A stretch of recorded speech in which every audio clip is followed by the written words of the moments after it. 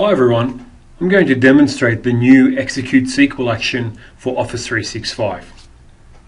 In my custom list, I have a number of different fields here, but essentially what I need to do is type in my query that I'm going to send off to the SQL server, which is based in Azure. So I'm just going to pipe in test here and type in my query.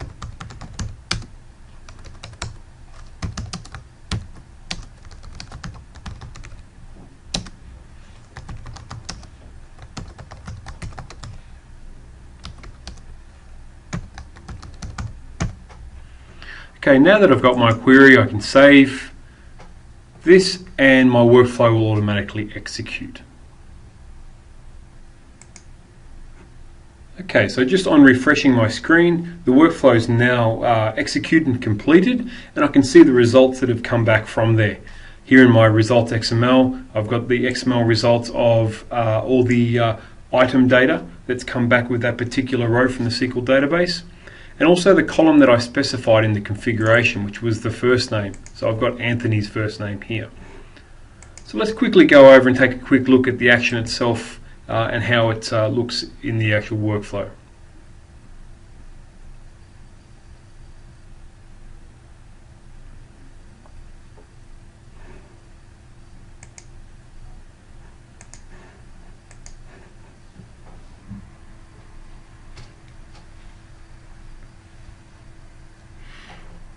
Okay, now with my workflow loaded up, I can see I have my three different actions here. The first one being the execute SQL action, and then I just have two set fields actions that allow me to put my results into the content type. Okay, and here we have the configuration window of the execute SQL action in Office 365. First up, we have the connection string that you need to set up, obviously. Secondly, we have the query, so putting either the query into a form like I did, or hard coding the query into here itself. Then down a little bit further, we have the columns to retrieve, so specifying the actual column that you want to pull out of that particular query. If you are specifying a star and getting all columns to begin with.